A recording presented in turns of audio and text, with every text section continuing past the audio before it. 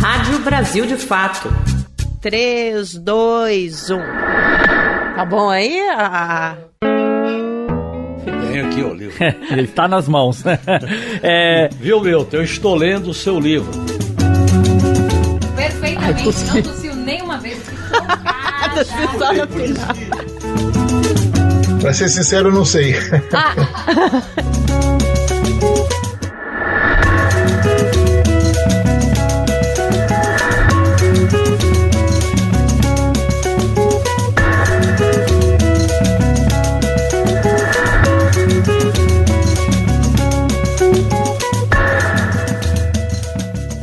O podcast de política do Brasil de Fato está de volta. Estamos entrando no ar a partir de agora com mais um episódio do 3x4. A cada semana, discutindo os principais acontecimentos, a conjuntura política nacional e, por que não, mundial. Este ano, fomos obrigados a falar sobre a conjuntura mundial algumas vezes aqui e isso não vai mudar. É o que vai acontecer hoje, por exemplo. Daqui a pouquinho eu falo mais sobre a nossa temática. Estamos aqui hoje com o nosso querido José Genuíno, ex-presidente do PT. Tudo bem, Genuíno? Obrigada pela presença. É um prazer e principalmente estar aqui acompanhado pelo Milton Pomar. Pois é, olha o spoiler! Eu adoro esses comentaristas do nosso podcast. Não é a primeira vez e agora eu vou deixar correr solto, viu, gente? Do meu outro lado está o meu querido companheiro de redação, repórter político do Brasil de Fato, Igor Carvalho. Olá, Genuíno, tudo bem? Olá, gente, tudo bem? E é isso, a gente vai começar agora o nosso podcast. Hoje o nosso assunto é a China, e é por isso que, como o spoiler do Genuíno já deixou bem claro, o professor Milton Pomar, geógrafo, autor do livro Sucesso da China Socialista, está aqui com a gente. A gente vai fazer esse programa para entender esse fenômeno China, esse país que no intervalo de 70 anos saiu de uma condição agrária muito primária, eu diria assim, acho que dá para usar esse termo, estava politicamente dividido, economicamente lá atrás, e acabou se firmando como uma das grandes potências globais. Nesse cenário global que a gente vive hoje, inclusive um papel essencial para praticamente todos os países do mundo, essas relações com a China. Então, antes de tudo, Igor Carvalho, vamos aqui cumprimentar o professor Milton Pomar. Obrigada pela presença, professor. Ni hao. Perfeito! Annyeonghaseyo, eu sou mais pra Coreia, viu, professor? Então o Ni hao eu vou responder com Annyeonghaseyo e a gente começa aí, Igor, que delícia, hein? Professor, tudo bem? Satisfação recebê-lo aqui. Há muita curiosidade sobre a China, se fala muito sobre a China, e eu queria escutar do senhor, nesse começo, uma pergunta mais aberta, para que o senhor falasse por que falamos tanto, porque a China é um tema tão contundente, tão presente no noticiário público pelo mundo. É porque a China se diz socialista. Então o mundo capitalista inteirinho está alvoroçado, porque o único país que se diz socialista anunciou há pouco ter tirado da miséria a maior parte da sua pobreza, da sua população na área rural, e no total, segundo o Banco Mundial, até agora, nesses 40 e poucos anos de reformas, ela tirou 800 milhões de pessoas da pobreza. Então não tem nenhum país capitalista que tenha tirado gente da pobreza, ao contrário, né? Então, quando vem um país desse tamanho, que veio de uma trajetória de muita pobreza, como vocês disseram, e anuncia, olha, nós incorporamos na economia real 800 milhões de pessoas, e esse processo começou lá atrás, em 1950, com reforma agrária, então incomoda muita gente. É aquela piada do elefante, né? Um elefante incomoda muita gente, uma China incomoda muito mais, né?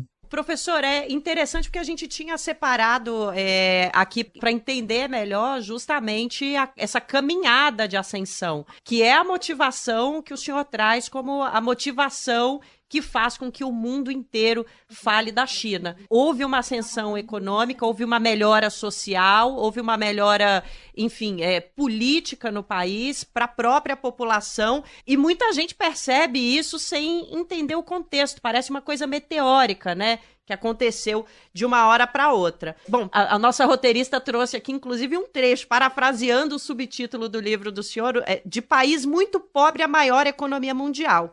Como é que a gente pode falar sobre essa ascensão? Porque não é uma caminhada meteórica, é uma caminhada, na verdade, bem longa, né, professor? É e não é. Se você pegar em termos Quer dizer, a China até 1800 e pouco era a maior economia do mundo. Aí os países ocidentais acabaram com ela no século passado, principalmente, devastaram o país até metade do século passado. E após a Revolução Comunista, após a proclamação da República Popular da China, lá em 1949, é que ela começou uma trajetória de tentar sair dessa situação. Imagina, era um país devastado por guerras, era um país extremamente agrário, pobre, analfabeto, com uma mortalidade infantil altíssima. Ela patinou durante 30 anos tentando encontrar esse caminho, mas foi a partir de 1980 que se considera que, com o processo de reformas, ela conseguiu dar essa levantada. E aí sim, é uma levantada impressionante, porque só para a gente fazer uma comparação rápida, nos anos 80, o Brasil teve PIB maior do que o da China em 3 anos, na década de 80. E hoje a China tem um PIB 10 vezes maior do que o do Brasil, né? Então foram 40 e poucos anos, na verdade, né? Genuíno, só para situar, então, quem nos escuta, nós estamos... Milton Pomar escreveu o livro Sucesso da China Socialista, de 1949 a 2025, de país muito pobre, a maior economia mundial. Vamos falar com o Genuíno disse, já tenho esse livro. Tenho aqui o livro. Ele está nas mãos. Viu, Milton? Eu estou lendo o seu livro. E aí, Genuíno, o professor nos falou que muito do que se fala da China se deve a China se declarar um país socialista e ser hoje protagonista num mundo absolutamente dominado pelo capitalismo. Queria que o senhor falasse um pouquinho sobre isso, a impressão que o senhor tem dessa China socialista. Olha, eu visitei a China em 2005 e fiquei lá durante 10 dias representando o Partido dos Trabalhadores. E eu gostaria de dar a minha opinião a partir de uma pergunta que eu fiz à direção do Partido Comunista da China em 2005. Eu fiz uma análise sobre a relação da experiência soviética e da experiência chinesa. E eu ouvi de maneira sintética a seguinte afirmação: lá, na União Soviética, eles abriram a economia e abriram a política. Aqui na China, a gente flexibilizou a economia, mas não cedeu à pressão dos capitalistas de eliminar o papel do partido, o papel da representação popular e o papel da direção política na economia. Eu coloco isso porque esse sucesso da China, com reformas substantivas, e eu vi como é que mudou o cenário da China em 2005, eu tinha uma certa curiosidade porque a minha formação política teve muita influência das obras do Mao Tse-tung, que era uma referência do então Partido Comunista do Brasil. E eu tinha muito interesse em conhecer a China, e eu conheci, dirigindo uma bancada do Partido dos Trabalhadores. E é interessante observar como a abertura econômica, as reformas econômicas, elas não eliminaram o papel dirigente do partido. Segundo, as reformas econômicas, elas solidificaram a ideia de que a China é um projeto nacionalista de país integrado. Tanto que quando a gente começava a visitar a China, os guias diziam: olha, vocês vão conhecer agora a China. Vocês não vão encontrar nenhuma prenda roubada de nenhum país do mundo. Tudo aqui é da nossa experiência histórica. A própria reforma de abertura econômica não eliminou o papel do Estado. Por exemplo, o papel do Estado em relação ao sistema financeiro. O papel do Estado em relação à questão energética. O papel do Estado em relação à infraestrutura do país, que nós conhecemos. Então, eu acho que a experiência chinesa é uma experiência que a esquerda tem que estudar, examinar. Porque não dá para você enquadrar a experiência chinesa no modelo clássico do pensamento da esquerda nos parâmetros ocidentais. Tem que examinar as particularidades da China. Por isso que sempre a China coloca as particularidades do socialismo nas condições da China. Como era dito da Revolução de 49, as particularidades da Revolução Chinesa de acordo com as características da China.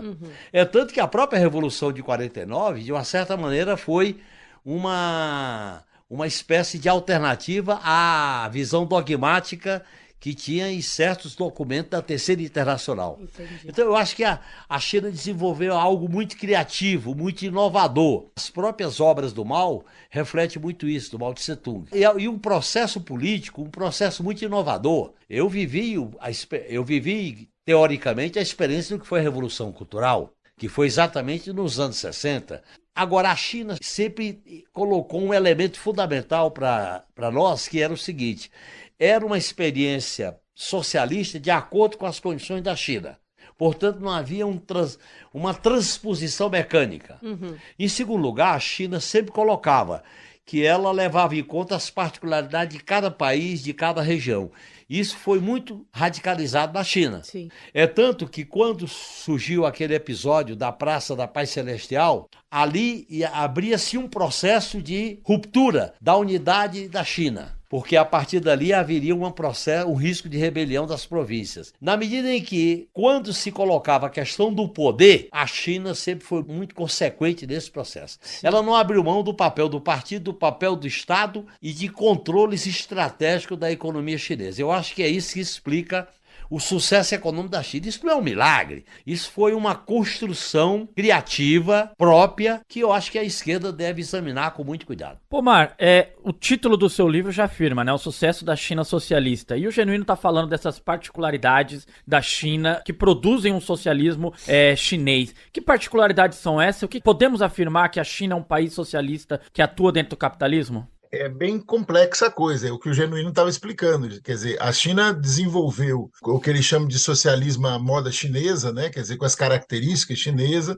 e que para muita gente na esquerda no mundo inteiro, e isso eu enfrento há muitos anos, tem muita gente de esquerda que rejeita. Não, a China não é socialista, a China é capitalismo de Estado, a China é não sei o quê. Então tem muito rótulo sobre a China e pouco conhecimento. Então a ideia do livro é justamente tentar ajudar quem quer estudar a China, porque eu cansei de ver muita gente querer enquadrar a China num determinada caixinha sem conhecer o processo chinês. Quer dizer, o que o Genuíno falou agora é isso mesmo, é muito criativa. Eles foram muito criativos nesse processo e continuam sendo. Agora, tem contradições imensas ali dentro. Não é fácil, você imagina, o Partido Comunista tem 90 e tantos milhões de filiados, num país com 1 bilhão e 400 milhões de pessoas, então tudo são grandezas sempre realmente muito grandes. E aí é importante a gente ter presente o seguinte, quer dizer, a China é um processo socialista, que dentro desse processo socialista tem um desenvolvimento capitalista muito intenso, tanto é que você tem muitos bilionários na China, muitos milionários na China,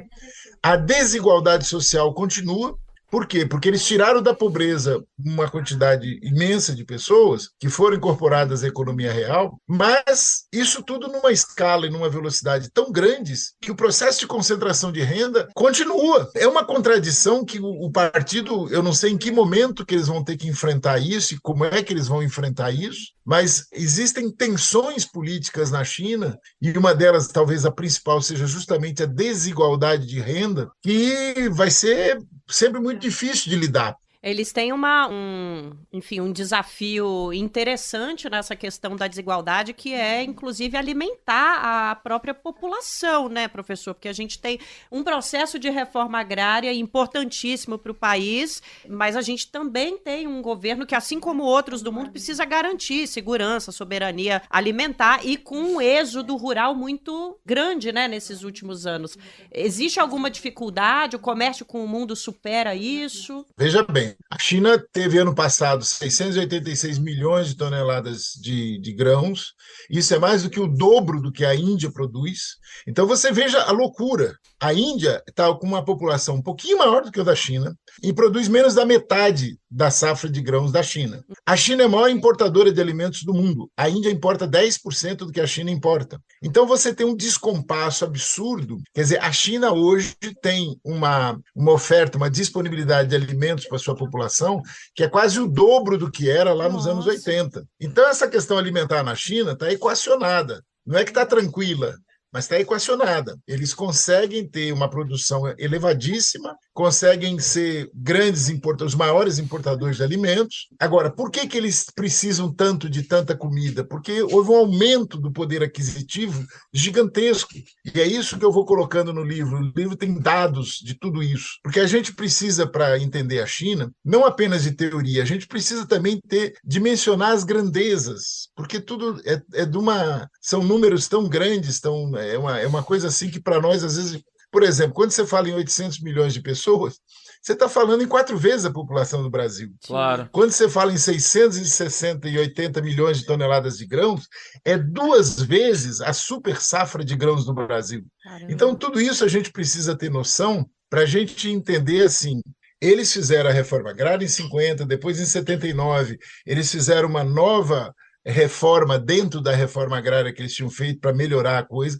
E agora, desde 2018, eles estão com um plano chamado Vitalização Rural, que é justamente para modernizar a agricultura deles e para aumentar a produção e diminuir a quantidade de pobres. Enfim, são várias ações, porque eles têm um drama hoje que é paradoxal, que é o envelhecimento da população, a redução da população. A China está caminhando para um colapso populacional que pouca gente está se dando conta.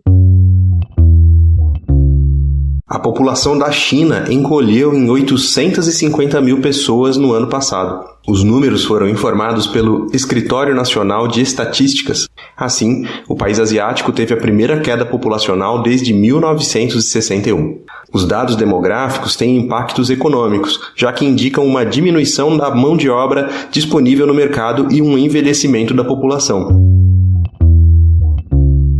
Eu venho escrevendo sobre isso já há alguns anos, que é um negócio paradoxal, porque a gente sempre falou da China, falando da população chinesa, ela vai diminuir muito nos próximos anos, e com um aumento da quantidade de pessoas idosas, numa proporção que não tem paralelo no mundo. Quer dizer, a Japão e Coreia tem muita gente idosa em termos relativos, mas em termos absolutos a China é uma coisa doida nessa área. Eu queria destacar na fala do Milton um aspecto que ele procurasse estender mais. Nós não podemos ter uma visão mecânica, linear, como se o socialismo fosse um período de paz na Terra. O socialismo é marcado por contradições, luta de classe, conflitos, experiências exitosas e experiência derrotada.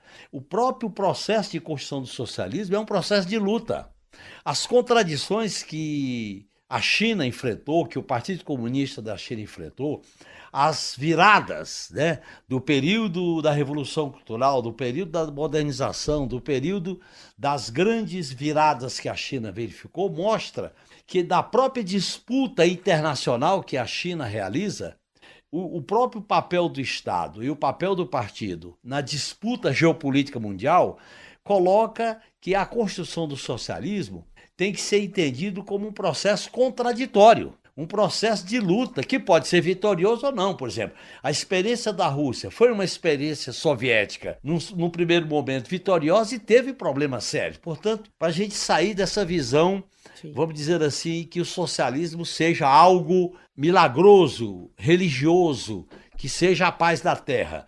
É algo de luta constante, de conflito. Por isso que aí entra a questão da hegemonia política. Por isso que a China nunca abriu mão da hegemonia política do partido e, no caso da economia, do papel do Estado. Você sabe, né, Milton, como estudioso da questão, que ao se relacionarem com o capital privado que investe na China, eles colocam condições claras, que tem que ser respeitada pela iniciativa privada que entra lá. E eles têm consciência que esse processo de desenvolvimento da China produz modificações nas classes sociais. Talvez a questão mais delicada para nós, socialista, para nós da esquerda, é como relacionar esse crescimento econômico, que é um verdadeiro milagre econômico que acontece na China, com os mecanismos de participação popular, de soberania popular dentro da China e na relação com o Estado chinês. Daqui a pouquinho, professor, a gente vai até conversar um pouquinho mais sobre como está a economia da China nesse momento, que existe também uma desaceleração, imagino que acompanhe um pouco da desaceleração do mundo, mas só para pegar o gancho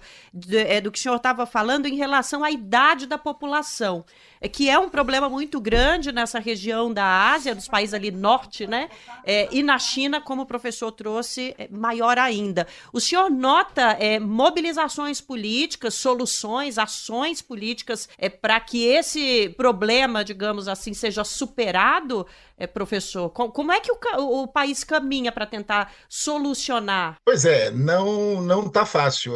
Existe uma divergência grande entre políticos e técnicos nessa área desde 2015, porque eles, em 2015, começaram a afrouxar, digamos, a flexibilizar aquela política que ficou conhecida como política do filho único. Não funcionou, aí eles flexibilizaram mais, não funcionou, e agora eles flexibilizaram de vez e não vai funcionar. Por quê? Porque houve uma mudança cultural muito grande nesse período. No período que eu morava lá e todas essas vezes que eu estive na China, eu fui muitas vezes à China e viajando sempre com estudantes que eram intérpretes. Ninguém quer ter filho. É muito caro ter filho.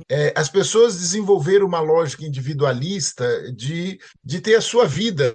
Então, assim, tem gente que diz, eu, quando tiver com 35, eu vou pensar no assunto. O que isso significa do ponto de vista técnico, populacional, quando você fala em termos demográficos?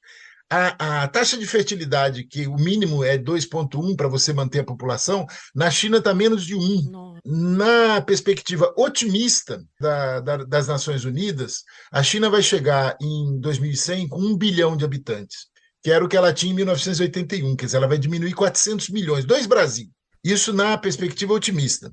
Na perspectiva mais drástica da The Lancet, que é uma revista inglesa na área de saúde pública, eles estão estimando que a China pode chegar até num máximo de 500 milhões de habitantes em 2100. Quer dizer, seria diminuir 900 milhões de habitantes. É um negócio de doido, é um negócio de doido. Agora, o que eu acho que é importante? Vamos considerar o tempo mais próximo aqui. 2050, no mínimo, a China vai perder 100 milhões de habitantes. Até 2050, no mínimo. Só que ela vai chegar em 2050 com 400 milhões de pessoas idosas. E lá, pessoas idosas são 65 anos, não são 60 como no Brasil.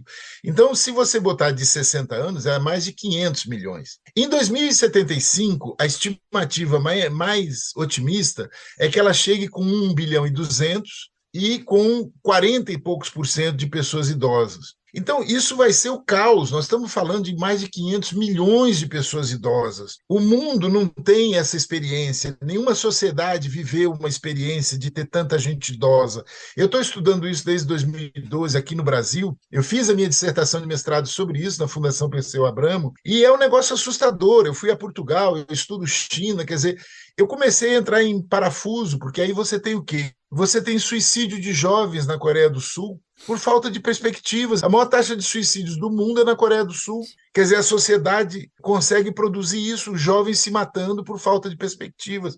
E aí você vai na população idosa, no Japão, na China, principalmente na área rural, a taxa de suicídio é altíssima, por razões óbvias, né? Claro. Quer dizer, você tem uma população que chega um momento que não tem mais perspectiva, porque os jovens vão embora. Então, assim, nós estamos vivendo ali na China, principalmente na China, em termos de quantitativos, e no Brasil não é diferente. No sul do Brasil é uma situação muito parecida. Em Portugal e Espanha é uma tragédia. Então, assim, a questão populacional vai gerar tensões, Genuíno, que a gente não tinha previsto. Eu vou dar um exemplo. Em função dessa redução tão grande da população chinesa, o maior impacto é na população economicamente ativa. Com isso, eles estão investindo muito em automação e robótica. Lá na frente, se justifica. Se você pensar em 2040, 2050, você vai ter que ter, na agricultura, na indústria e tal, um grau de automação altíssimo. Só que agora, nessa transição, nesses próximos 25 anos, isso vai gerar uma tensão política no país que não era imaginado há 10, 15 anos atrás. Porque não se tinha essa noção de que o problema populacional ia ganhar essa dimensão. E aí eu vi agora esses dias o presidente Xi Jinping falando que as mulheres e tal, que é um discurso velho, né, de que a responsabilidade de ter filho é das mulheres. Isso já foi feito na Alemanha, já foi feito no Japão, já foi feito em vários países, e existe um trauma em relação a isso. No Japão, na época, na ascensão do militarismo japonês, eles fizeram isso para ter bastante soldado. E o que ocorreu? A população foi dizimada por causa do militarismo japonês na Segunda Guerra Mundial.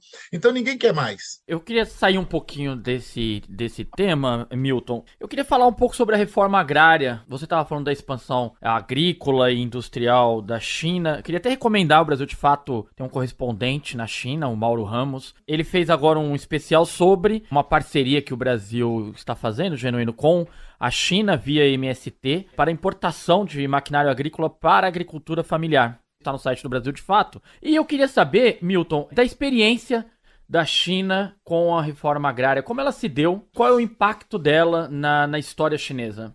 Olha, na época, a reforma agrária foi fundamental para o desenvolvimento chinês, porque se não tivesse havido a reforma agrária, a China não teria chegado a uma condição que lhe permitiu esse desenvolvimento todo. Eu até brinco, às vezes, que as pessoas não se dão conta que os dois países mais ricos do mundo, no início do seu desenvolvimento, fizeram reforma agrária, que é os Estados Unidos e a China, né? O pessoal normalmente não se liga nisso. A reforma agrária na China, ela, na época, beneficiou mais de 300 milhões de pessoas. Foi realmente uma reforma agrária massiva, né? E ela permitiu que o país resolvesse de cara a questão que sempre foi fundamental na China, que é a questão alimentar, a produção de alimentos, o acesso a alimentos. Essa foi a primeira questão decisiva que a reforma agrária proporcionou.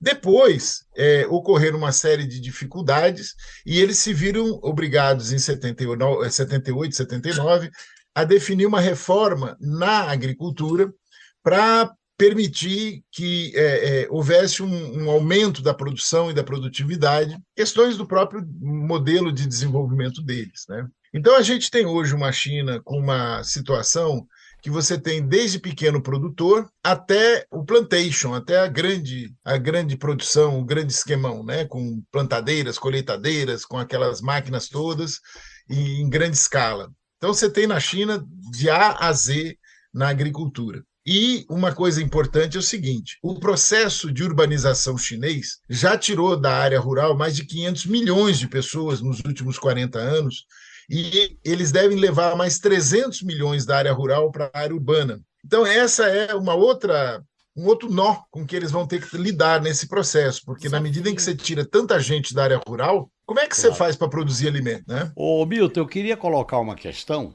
muito pertinente no mundo de hoje. Há uma ascensão da China enquanto potência econômica e há um declínio da potência Estados Unidos e o mundo caminha para a multipolaridade. As duas guerras que estão acontecendo, a da Ucrânia e a guerra no Oriente Médio, sinaliza isso. Como é que você vê o protagonismo da China? Porque sempre o protagonismo da China a gente acompanhou com o pragmatismo econômico. Era dominado pelo pragmatismo econômico nas relações multilaterais e bilaterais. No momento que a gente vive uma crise do Império Americano, e na medida em que o próprio conflito dos Estados Unidos com a ex-União Soviética, no caso com a Rússia, com a Federação Russa, no caso da Ucrânia, coloca também, do ponto de vista estratégico, um alvo estrategicamente desenhado pelo Departamento de Estado, pela classe dominante estadunidense. Você acha possível ela sair do pragmatismo econômico para uma política mais ofensiva no campo da geopolítica,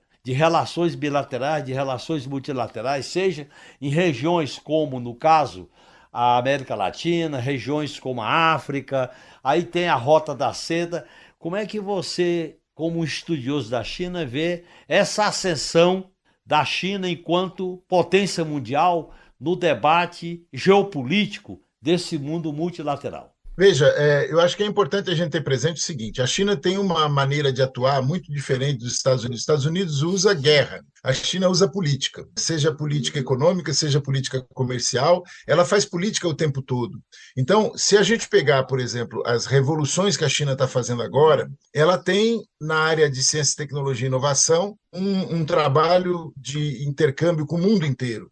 Na área comercial, ela é maior parceiro comercial de 150 países. Com essa nova Rota da Seda, que você falou, que eles chamam de Cinturão em Rota, iniciativa Cinturão em Rota, eles chamam de conectividade mundial. Eles estão fazendo isso no mundo inteiro. Se você pegar o yuan, ele substituindo o dólar como moeda do mundo, nós estamos falando de 80 anos de domínio do dólar na economia mundial. E aí a China entra agora.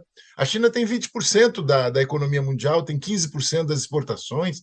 Então, ela tem poder de fogo para colocar a moeda dela na relação direta, inclusive com o Brasil, já tem transações real e yuan. Então, tudo isso ela vai cercando os Estados Unidos, mas eu acho que é muito importante a gente ter presente o seguinte, toda atuação chinesa, desse pragmatismo que você coloca, é uma atuação sempre na política, quer dizer, ela não tem ações armadas fora do país. Ela está se modernizando, está modernizando as Forças Armadas, tem feito treinamentos e tal, mas é aquela lógica romana, civis pacem para bellum, né? Se você quer a paz, prepare-se para a guerra. Então ela está se preparando para a guerra. Agora, a atuação dela é essencialmente política. Todos esses acordos que ela faz na África, na Ásia Central, aqui na América do Sul, é muito comercial e política, comercial e política. Toda essa parte de intercâmbios universitários, existe um intercâmbio hoje na China. Eu acompanhei nos últimos 26 anos, que é o período que eu trabalho mais diretamente com a China. É uma coisa impressionante. Você vai hoje em qualquer cidade grande chinesa, você tem o mundo inteiro ali,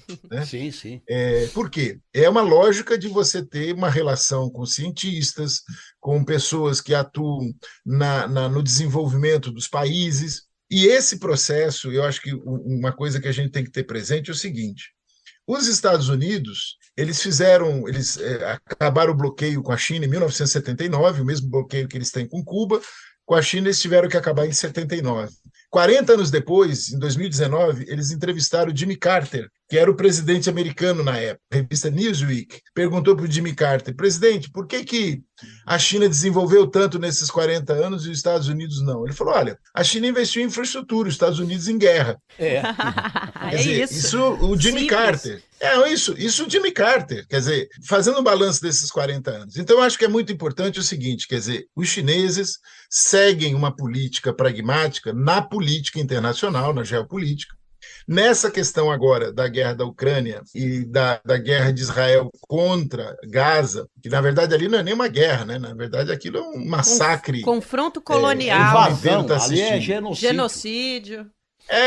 A postura chinesa é uma postura que, na política interna deles, é o que é? Da harmonia, de evitar as tensões. Eles trabalham sempre para não espocar movimentos de grandes dimensões, porque eles têm experiências históricas que, quando começa alguma coisa, ninguém sabe como termina, né? Aquela revolta Taiping, acho que é uma das coisas mais incríveis e mais desconhecidas da história mundial. Estima-se que tenham morrido de 20 a 30 milhões de pessoas, porque um cara, um maluco, resolveu que era Jesus Cristo. É um negócio maluco, incrível. Mas, assim, eles têm esse tipo de experiência histórica. Então, eles têm muito cuidado com a questão política, de evitar tensões, de negociar. Eles matam o cara de cansaço, né? Naquela lógica de negociar até matar de cansaço. É uma questão que eu acho que é importante, que essa que o Genuíno coloca, de como é que ela se posiciona no mundo. Eu observei nos últimos anos que a China começou a trabalhar de maneira assim, muito discreta, a propaganda do modelo chinês para o mundo.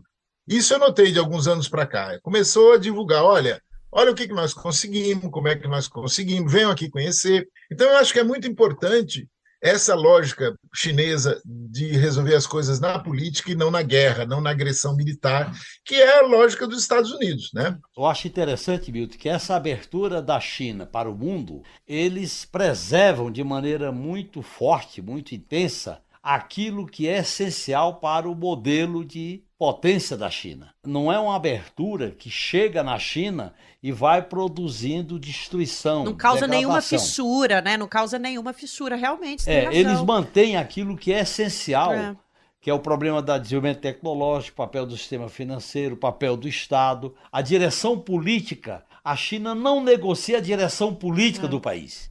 Isso acho que é um elemento importante, porque esses processos de abertura geram a negociação da própria direção política do país. A crise da União Soviética, que dá no Gorbachev, depois no Yeltsin, é que eles negociaram a direção política do país. E a China não permite e nem abre espaço para essa negociação política.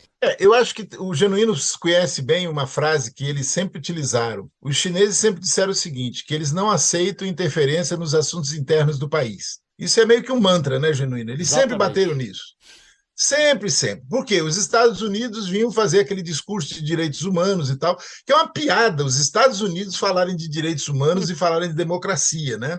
O país que mais espalhou ditadura militar no mundo vem falar de democracia no terreiro dos outros. Então os chineses nunca aceitaram isso. E os chineses consideram que direitos humanos não são apenas os que os Estados Unidos relaciona, mas também o direito à moradia, o direito à comida, o direito a ter emprego, o direito a ter um salário decente. Quer dizer, eles colocam também as questões econômicas dentro dos direitos humanos, né? E eu acho que é muito importante ter presente o seguinte, quer dizer, esse controle que muita gente, inclusive no Brasil, os jornalistas, eu conheço jornalistas no Brasil que, porque a China tem censura, porque não sei o quê, papapá.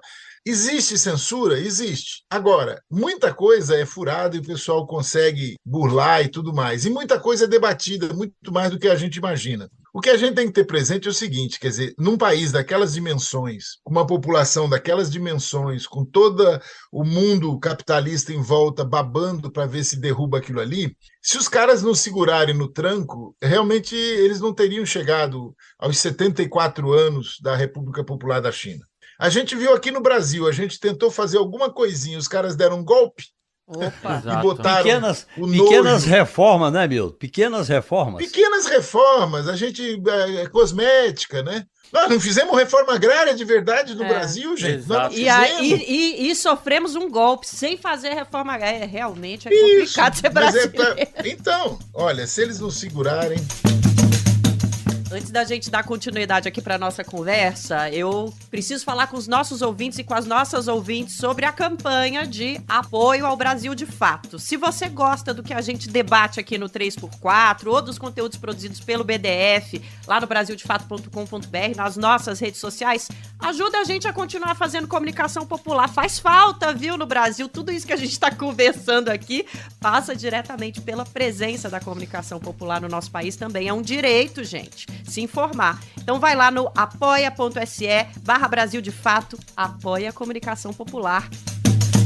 E a gente vai continuar, então, falando sobre China. Professor, eu quero passar para hoje, para o presente e para a economia. Assim como o resto do mundo, nesse período que ainda pode ser chamado de período pandêmico/pós-pandêmico, houve uma desaceleração e um aumento de desemprego, por exemplo. Então, desaceleração do PIB, aumento no desemprego. O PIB chinês cresceu 3% em 2022. Outro número divulgado foi o da população da China, que começou a encolher no ano passado pela primeira vez em 6 décadas. Foram 850 mil habitantes, menos do que em 2021. Ainda assim, os chineses são mais de 1 bilhão e 400 milhões. Para manter o crescimento e o status de potência global, já há uma movimentação acontecendo para reverter essa desaceleração? E como é que o senhor vê essa desaceleração, acho que principalmente juntando com todos os problemas que a gente já trouxe aqui, a desigualdade, o envelhecimento da população e etc. Antes da pandemia, alguns anos antes, a China já tinha decidido diminuir a velocidade do crescimento, porque estava gerando descompassos muito grandes entre os vários segmentos da economia, problemas ambientais e tal. Então, ela já vinha diminuindo de 9% ao ano para 7%, para 6%. Esse processo eles já vinham conduzindo, de dar uma diminuída no crescimento. Quando a gente fala em crescimento do PIB, no caso chinês, chega a ser engraçado. Eu me lembro que os jornais publicavam, a China vai ter um pouso rápido, vai ter um pouso não sei o quê. Eu falava, que pouso, gente? Com 6% de crescimento ao ano, quem dera o Brasil tivesse um crescimento de 6% ao ano. O que ocorre é que ela teve uma média durante mais de 30 anos de 9% ao ano em média. Teve ano que ela cresceu 14% a economia, então isso é uma loucura. O Brasil cresceu 7% em 2007 e todo mundo ficou enlouquecido. Imagina crescer 14%, né? No caso chinês, a gente tem que lembrar o seguinte: pela paridade do poder de compra, a China já tem um PIB de mais de 30 trilhões de dólares. Caramba. Então, qualquer 5% ao ano são 1,5 trilhão, que é praticamente o PIB do Brasil. Então, a gente tem que cuidar com essas coisas, tem que relativizar um pouquinho para a gente não... Porque, assim, a gente não dá para comparar uma economia daquele tamanho com uma economia do tamanho da do Brasil, por exemplo. Então, assim, o que está acontecendo de alguns anos para cá, e a pandemia só agravou isso? A China tem problemas estruturais, fatores limitantes enormes. Por exemplo, um país que tem 20% da população mundial tem apenas 6% da água. Então, isso coloca de cara um fator limitante natural gigantesco. Outra coisa, quase metade do país são áreas semiáridas e desertos. Então, ela se obriga a estar recuperando, restaurando áreas degradadas, áreas desérticas. Eles têm todo um trabalho nessa área que custa um dinheirão. E, ao mesmo tempo, eles têm uma garotada se formando de 10, 12 milhões ao ano. A China tem 3 mil universidades. Mas aí vocês imaginem o seguinte: eles têm que gerar emprego para quem migra da área rural para a área urbana, e eles têm que gerar emprego para essa garotada que está saindo das universidades e que quer trabalhar. O cara é engenheiro, é médico, é dentista, é, sei lá, 500 coisas, e a pessoa quer trabalhar. Eles tinham uma necessidade de manter todo ano 10 a 12 milhões de empregos novos por ano. Eu quero lembrar que nesses 40 anos das reformas, a China manteve pleno emprego.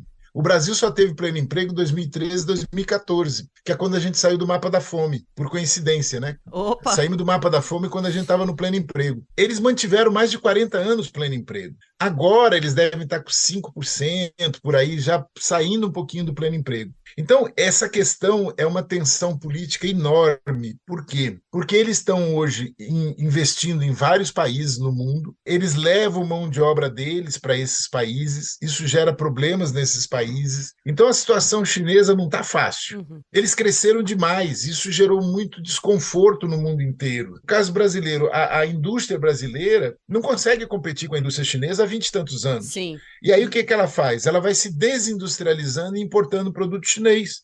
Ora, isso está gerando um problemão dentro do Brasil. Eu estou falando do Brasil, mas isso vale para um monte de outros países numa situação semelhante.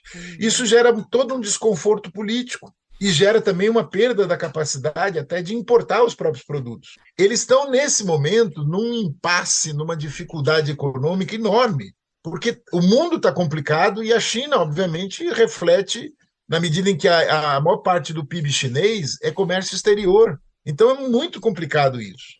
Essa industrialização, esse crescimento da economia chinesa trouxe numa outra ponta um problema que é apontado em diversos fóruns mundiais, aí, inclusive na última COP26, que é a questão da China com o meio ambiente, né? Na COP26, a China se recusou a assinar o acordo para zerar a energia à base de carvão, junto com os Estados Unidos e o Brasil com Bolsonaro na época. Como a China hoje pensa a questão ambiental, Milton? Olha, eles têm uma preocupação enorme com a questão ambiental, sempre tiveram. O que ocorre são as velhas limitações, né, que eu estava citando agora, limitações naturais. Veja, durante muito tempo, até há poucos anos, a China tinha uma dependência do carvão como principal fonte de energia. O carvão era 66% da matriz energética chinesa. Veja, 2/3 da matriz energética chinesa era carvão, agora caiu para 58%. Por quê? Porque eles estão investindo pesado em energia eólica, energia solar, biomassa, não sei mais o quê. A questão energética é uma questão fundamental para o desenvolvimento do país. Eles tinham o carvão, dependem do carvão, o consumo chinês é gigantesco, daqui a 30 anos o carvão chinês vai acabar. Então, muito da pressão que eles recebem dos países ocidentais, eles param e olham e dizem assim, bom, mas que moral que a Inglaterra tem, a Alemanha tem, a França tem, os Estados Unidos tem, para agora dizer que nós não podemos mais continuar desenvolvendo porque nós estamos poluindo. Eles poluíram 200 anos e agora eles vêm dizer que nós não podemos poluir mais 20 anos. Então tem isso também.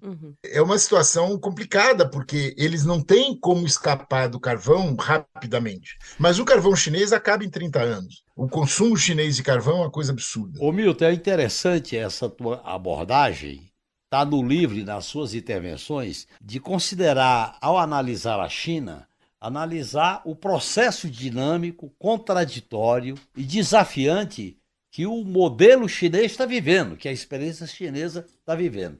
Isso coloca um problema sobre o futuro da humanidade. Você está vendo aí a crise do imperialismo americano, você está vendo a crise da transição energética, você está vendo aí a crise da guerra na Ucrânia e agora da guerra do Estado de Israel contra o povo palestino, e nós temos um tensionamento regional. Portanto, o imperialismo americano está numa fase de decadência. Qualquer imperialismo não morre de morte morrida, tem que ser de morte matada. Portanto, nós estamos vivendo um processo de transição para o mundo multipolar. E eu acho que é fundamental, nesses seus estudos e nessa tua contribuição, essa ideia da gente ter uma visão pluralista do mundo. sair daquela visão maniqueísta do mundo ocidental cristão judaico sobre a hegemonia americana, sobre a hegemonia europeia. E aí a gente passar para uma visão multilateral, pluralista, das várias experiências, inclusive ao tratar temas como os direitos humanos, como a questão do meio ambiente, como a questão da transição energética, que são temas que têm que ser avaliados de acordo com as particularidades de cada região. Sim. Não é uma discussão qualquer, é uma discussão essencial para a gente compreender o mundo, porque ou a gente passa a ter uma visão multilateral e pluralista do mundo, ou então nós vamos ficar prisioneiro de uma visão maniqueísta unilateral. Como é que você vê isso? Pois é aí que está. A China tem uma política já há muitos anos de tentar estabelecer relações com os povos e sempre ajudando. Se a gente pegar os investimentos que eles fizeram na África, na Ásia Central, e aí o pessoal acusa, não, mas eles estão endividando os países. Sim, mas os caras precisavam construir infraestrutura, como é que faz? O que os Estados Unidos levou para esses países? Os Estados Unidos levaram guerra para esses países, levaram mercenários, levaram... Quer dizer, eu acho que a gente está vivendo uma situação, Genuíno, assim, a gente está tendo que analisar as coisas acontecendo numa velocidade muito grande. Eu quero chamar a atenção aqui de duas questões que me são muito caras nessa história de China e Brasil. Primeiro, o seguinte, a China tem uma estratégia para o mundo, tem uma estratégia para o Brasil. O Brasil tem N estratégias para lidar com a China, né? Então a gente se quebra, porque cada um e cada uma tem a sua estratégia para lidar com a China, seja entidades empresariais, seja universidades, seja governos, e a gente se quebra, porque os caras vêm aqui de bloco, eles sabem o que eles querem, como é que não é. Isso para o mundo todo, não só para o Brasil. Segunda coisa fundamental é o seguinte, nós precisamos reindustrializar o nosso país. Senão a garotada que está se formando não vai ter emprego de qualidade.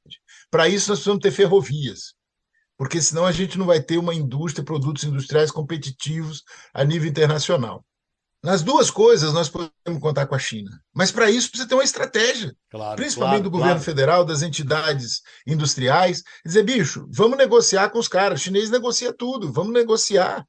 Eu vou dar um exemplo claro aqui, gente. Vocês desculpem eu tomar a iniciativa aqui, mas é que eu sei que o tempo já está acabando. Vamos e eu nessa. acho que essa é uma questão fundamental. Veja bem, o que é que nós exportamos para a China?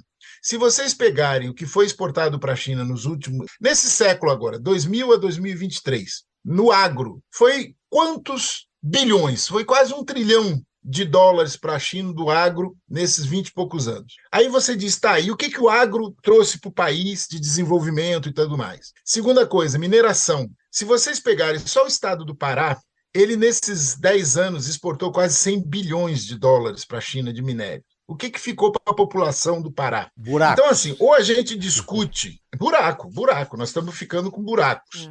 Ou a gente discute mineração, agro, celulose, né, carnes, etc., que é o que a gente tem para exportar para a China e que ela precisa muito. E aí traz ela para negociar ciência, tecnologia, inovação, indústrias, ferrovias. Você tá certo. Qual é a contrapartida, ou então, né, gente, olha, se você pega a China hoje, ela tem mais de 120 mil quilômetros de ferrovias.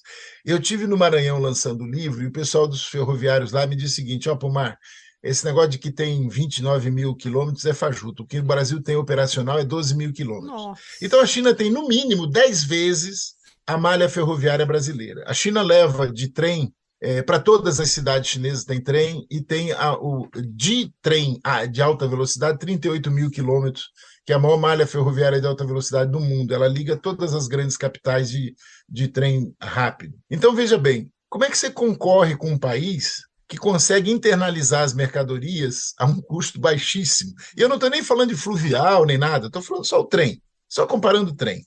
Em termos de dimensões, nós somos quase o que a China é.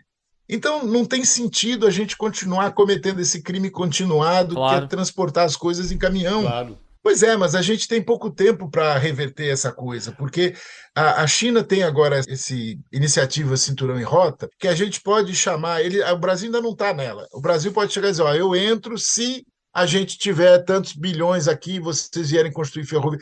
Porque eles constroem ferrovia numa velocidade... Agora, Milton, essa tua colocação estimula uma outra questão. Para o Brasil ser um protagonista no plano mundial, ele tem que ter um projeto nacional. Não pode ser um picadeiro de cada questão isoladamente. Tem que ter um projeto de futuro. Qual é o nosso projeto de futuro? É desenvolvimento industrial? É infraestrutura? É igualdade social? Tem que ter metas para um projeto nacional. Eu acho que isso está faltando uma visão de futuro para o nosso país. Pois é, mas eu estava esses dias olhando aquele livro do Darcy Ribeiro, que ele fala do povo brasileiro, né? Nós não temos isso, Genuíno. Você tem uma bancada na federal no Congresso, que é uma bancada ruralista atrasada do TACAP. Você tem no governo federal hoje uma salada, porque a gente tem um governo popular, mas que está sendo comido pelas beiradas pelo tal do Centrão, etc., etc., que todo mundo sabe como é que funciona. Então, assim, se a gente não conseguir fazer esse debate para definir pelo menos algumas questões centrais, como é que nós vamos desenvolver o país? Eu vou pegar uma questão que ninguém fala e eu fico indignado. Os chineses foram escravizados pelos norte-americanos para construir a ferrovia lá. Foram os coolies, que eles pagavam uma merreca para dizer que não era escravo, mas foi imediatamente assim que terminou a escravidão de negros, eles escravizaram asiáticos para irem lá construir. Aqui no Brasil, todo esse pessoal do agro, que flana aí de bambambam, de grande empresário e tal, é herdeiro dos latifundiários que eram escravagistas. Quer dizer, boa parte dessa riqueza toda desses caras veio do trabalho escravo. Por isso que são tão reacionários. Mas e por isso também que a gente acaba ficando numa situação em que a gente não discute as coisas em termos de projeto de país. Gente, eu tava rindo aqui enquanto o professor tava trocando uma ideia com o Genuíno, porque é incrível, a gente tem um roteiro, obviamente os nossos ouvintes e as nossas ouvintes sabem disso, e parece que o Genuíno e o professor elaboraram o nosso roteiro, porque eles trouxeram todos os pontos que a gente achava que eram pontos essenciais, mas que os chineses espionaram vocês e passaram para nós as informações. Claro que foram eles, professor, óbvio, mas infelizmente a gente não pode mais continuar debatendo o tema, porque senão a gente vai ficar aqui 3 horas falando de China, porque tem assunto para falar. Como recentemente um político chinês disse numa entrevista a um veículo hegemônico britânico, né? O jornalista perguntou para ele como o Reino Unido deve encarar a China. O Reino Unido deve encarar a China como um fato. Aliás, o mundo deve encarar a China como um fato. A China é um fato, o poder econômico, político é um fato, e o Brasil vai precisar aprender a transitar, enfim, se quiser se desenvolver, aproveitar, né, professor? Agora, você imagina, eu dava entrevista sobre a China em 1997, e os caras olhavam para mim como se eu estivesse falando de ET. Olha aí, parece que o jogo virou, não é mesmo? Ô, professor, já que a gente já está se descontraindo aqui, vamos passar para nosso bloco cultural aqui no podcast. Tenho certeza que o senhor trouxe uma recomendação cultural boa para nós hoje. O que o senhor tem aí? Olha, tem um livro de contos do Jack London. O Jack London foi o primeiro livro que eu ganhei do meu avô, Pedro Pomar. Um dos contos chama O China, que é muito interessante, esse livro de contos. Se eu não me engano, é da expressão popular. E esse conto, O China, mostra bem como é que era o trabalhador escravizado chinês nos países ocidentais, né? Eu acho que é bem interessante esse livro. E em termos de filmes, eu acho que é importante lembrar que a indústria chinesa cinematográfica hoje, ela tem uma quantidade grande de filmes, mas tem um filme que é Herói, que mostra aspectos culturais do país muito bonitos. A questão da caligrafia, da unificação da língua, é muito interessante. Genuíno. Olha, eu não posso deixar de recomendar o livro do Milton Pomar, O Sucesso da China Socialista. Esse é o nosso diplomata, viu, professor Pomar? Esse aqui mas olha, toda a equipe recomenda, porque todo mundo leu o livro, pelo menos em alguns pontos com mais atenção. A gente teve só uma semana para preparar tudo isso, professor, mas todo mundo teve contato com a obra. Então, fica aí a recomendação do Genuíno. O Sucesso da China Socialista, editora Insular, trabalho de capa belíssimo. Parabéns, professor. Igor Carvalho, sua dica cultural. O Genuíno tomou a minha dica, então eu vou... Também tá indicado o livro do Milton Pomar. Eu vou fazer o seguinte, então, de improviso, eu tava conversando hoje com nossa coordenadora aqui, a Monize Ravena, e falávamos da banda Escape, que é uma banda basca, que discute em sua trajetória várias questões sociais e políticas. Então, escreve ska-p. Eles usam como base o ska. Fica aí a recomendação, então, do Escape. Escutem Escape, espetacular banda.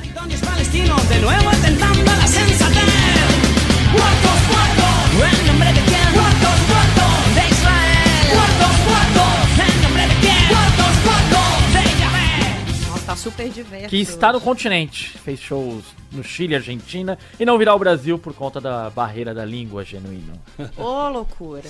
Gente, eu tenho uma recomendação audiovisual também. É uma série que tá na Apple TV, quem tiver acesso ao streaming, chama Pachinko. Não se relaciona à China, mas se relaciona à China de alguma maneira, porque a série Pachinko é uma saga sobre uma família sul-coreana que entre a Primeira e a Segunda Guerra Mundial é obrigada a migrar para o Japão durante a colonização japonesa violentíssima do Japão na Coreia, que ainda era uma Coreia só, unificação já, diga-se de passagem. Esse seriado é baseado num livro que é também igualmente incrível, um best-seller, e fala da trajetória dessa família matriarcal, guiada por uma mulher, tendo que conviver com as consequências das decisões políticas armamentistas globais.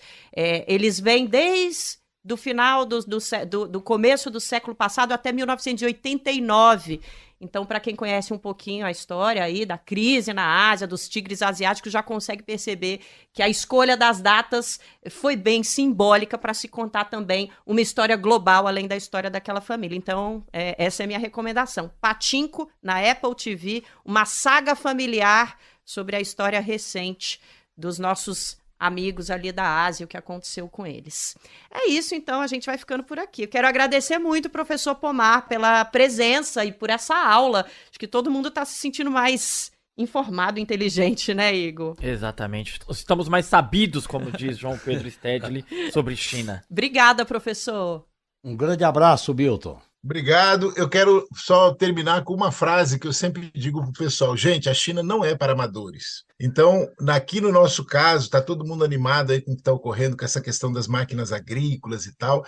É bom a gente ter presente que a gente vai precisar se profissionalizar, vai precisar conhecer muito para isso tudo dar certo. Eu estou torcendo para que dê certo, estou tentando ajudar, mas a gente tem que ter isso presente. A China não é para amadores. É isso, Tá Genuíno. certo. Obrigada também por estar Muito aqui obrigado. conosco. É isso, a gente vai encerrando por aqui. Igor Carvalho, até semana que Valeu, vem. obrigado, gente. Até semana que vem. Um abraço. Valeu demais pela presença, obrigada aos nossos ouvintes e às nossas ouvintes. Semana que vem a gente tá aqui de volta. Ah, sim, não podemos esquecer. Quer mandar um recado aqui pro 3x4? O nosso e-mail é 3x4@brasildefato.com.br. As redes sociais do Brasil de Fato estão mais que abertas para todo mundo que quiser mandar. Manda sua dica cultural também, você que tá ouvindo a gente, viu? O podcast 3x4 é apresentado por mim, Nara Lacerda, pelo meu companheiro de redação, Igor Carvalho. Os nossos comentaristas são os grandiosos João Pedro Stedley e José Genuíno. Nesse programa a gente está usando o áudio do G1, da CNN e do Brasil de Fato. A direção é de Rodrigo Gomes, na produção e no roteiro, Letícia Holanda. Trilha sonora original, Alejandra Luciani. Edição e sonorização de Lua Gattinone. Nossa cinegrafista é Yolanda Depisol e a identidade visual é de Nazura Santos. No Brasil de Fato, a coordenação de rádio e TV é de Monize Ravena, a direção de jornalismo é de Nina Fidelis. E até semana que vem!